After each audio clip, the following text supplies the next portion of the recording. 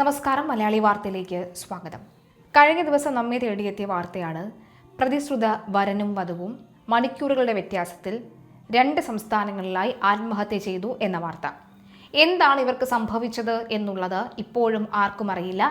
2 പേരുടെയും മൊബൈൽ ഫോണുകളുടെ ചാറ്റുകൾ അത് വീണ്ടെടുക്കാനുള്ള ശ്രമം പോലീസിന്റെ ഭാഗത്തു നിന്നും നടക്കുകയാണ്. ഇത് വന്നാൽ മാത്രമേ എന്താണ് ഇവർക്കിടയിലെ പ്രശ്നം, മറ്റാരെങ്കിലും ഇവർക്കിടയിൽ കാരണമായിരുന്നോ എന്നടക്കമുള്ള കാര്യങ്ങൾ വ്യക്തമാവുകയുള്ളൂ. SBIയിൽ ജോലി ചെയ്യുന്ന 2 ഉദ്യോഗസ്ഥരാണ്. വളരെ ചെറിയ പ്രായത്തിൽ SBIയിൽ ജോലി ലഭിക്കുക എന്ന് പറയുന്നത് ചില്ലറ കാര്യമല്ല. നന്നായി പഠിക്കുന്ന, നല്ല ജോലി പെട്ടെന്ന് കിട്ടി, നല്ല സമ്പാദ്യമുള്ള 2 വ്യക്തികളാണ്. ഇവർക്ക് ഈ ജീവിതം ഇത്രയും നിസ്സാരമായോ എന്ന് ചോദിച്ചുകൊണ്ട് സമൂഹ മാധ്യമങ്ങളിൽ ഒരു പോസ്റ്റ് വൈറലാവുന്നുണ്ട്. സത്യത്തിൽ ഈ പുതിയ തലമുറയ്ക്ക് എന്താണ് സംഭവിച്ചത് എന്ന ചോദ്യമാണ് ഉണ്ടാകുന്നത്. ജീവിതം ഇത്രമേൽ നിസ്സാരമായോ? ഇന്ന് രാവിലത്തെ പത്രവാർത്തകൾ മനസ്സിനെ വല്ലാതെ അസ്വസ്ഥപ്പെടുത്തുന്നു. എത്ര പെട്ടെന്നാണ് ഇന്നത്തെ തലമുറ ജീവിതത്തിൽ നിന്ന് ഒളിച്ചോടുന്നത്. ഡിസംബറിൽ നടക്കാനിരുന്ന വിവാഹം, 2 പേർക്കും നല്ല ജോലി, നിറപ്പകിട്ടുള്ള ഒരുപാട് സ്വപ്നങ്ങൾ, എന്നിട്ടും എല്ലാം അവസാനിപ്പിച്ച് വെറും മണിക്കൂറുകളുടെ വ്യത്യാസത്തിൽ 2 ജീവനുകൾ പൊലിഞ്ഞ വാർത്തയാണ്. കർണാടകയിലും എറണാകുളത്തുമായി പ്രതിശ്രുത വരനും വധുവും ജീവനൊടുക്കിയ ഈ സംഭവം കേവലം ഒരു പത്രവാർത്തയായി മാത്രം കണ്ട് മറക്കാൻ കഴിയുന്നില്ല. വിവാഹ നിശ്ചയം കഴിഞ്ഞ യുവാവിനെയും യുവതിയെയും മണിക്കൂറുകളുടെ വ്യത്യാസത്തിൽ ജീവനൊടുക്കിയ നില കണ്ടെത്തിയെന്ന വാർത്ത കൂടി പറയുന്നുണ്ടതിൽ. എന്താണ് ഈ പുതിയ തലമുറയ്ക്ക് സംഭവിക്കുന്നത്? ചെറിയ പ്രതിസന്ധികളിൽ തകരുന്ന മനസ്സായി മാറുകയാണോ? ജീവിതമെന്നാൽ പരാജയങ്ങളും അപ്രതീക്ഷിതമായ വിജയങ്ങളും വിഷമങ്ങളും കൂടിയുള്ളതാണെന്ന് അംഗീകരിക്കാൻ പലർക്കും കഴിയുന്നില്ല. പ്രതിസന്ധികളെ അതിജീവിക്കാനുള്ള കരുത്ത് ഇവർക്ക് എവിടെയോ നഷ്ടപ്പെട്ടു പോകുന്നു.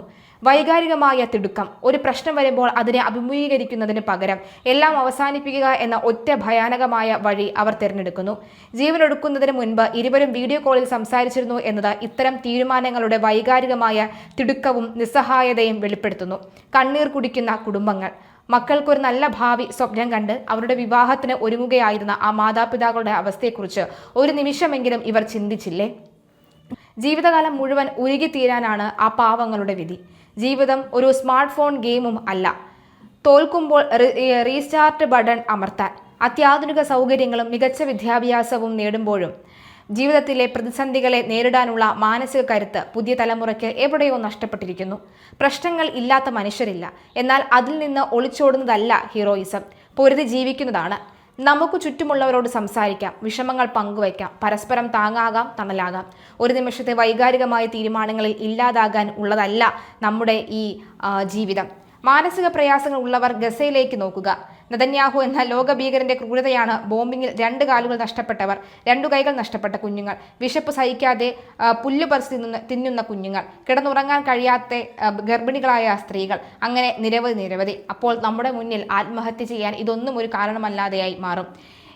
എന്നെയൊക്കെ ചുറ്റിനുമുള്ളവർ വാക്കുകൊണ്ട് കൊല്ലാൻ നിൽക്കുന്നു. എന്നിട്ടും വർഷങ്ങളായി ചുറ്റിനുമുള്ളവർക്ക് ചിലതിന് ഭ്രാന്ത് വന്നാൽ നമ്മൾ ജീവിക്കാതെ മറ്റുള്ളവർക്ക് എന്തിനു വിട്ടുകൊടുക്കണമെന്ന് ഇവർക്കൊക്കെ ഒന്ന് ചിന്തിച്ചൂടെ എന്നാണ് പറയുന്നത്. എന്തായാലും നിലവിലെ സാഹചര്യത്തിൽ SBIയിൽ നിന്ന് പണി കിട്ടി എന്നൊക്കെ പറയുന്നവരും ഉണ്ട്. അങ്ങനെയൊന്നുമല്ല എന്നാണ് പലരും പറയുന്നത്. ഏതായാലും അവസാനമായി വീഡിയോ കോൾ ചെയ്തിട്ടുണ്ട്. ആ യുവാവ് ഒരു പക്ഷെ ഭയന്നിട്ടാകാം മരിച്ചിട്ടുണ്ടാവുക എന്ന് പറയുന്നവരുമുണ്ട്.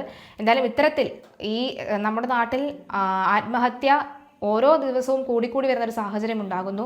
നല്ല ജോലിയുണ്ട്, നല്ല പണം സമ്പാദിക്കുന്നുണ്ട് എന്ന് പറഞ്ഞിട്ട് കാര്യമില്ല. ചിന്തിക്കാനുള്ള വിവേകമില്ലെങ്കിൽ പിന്നെ ഇത്തരം ആത്മഹത്യകൾ നമ്മുടെ നാട്ടിൽ കൂടുതലായി ഉണ്ടാകാനുള്ള സാധ്യത ഇനിയുമുണ്ട് എന്ന് വ്യക്തമാകുന്നു. ആത്മഹത്യ ഒന്നിനും ഒരു പരിഹാരമല്ല.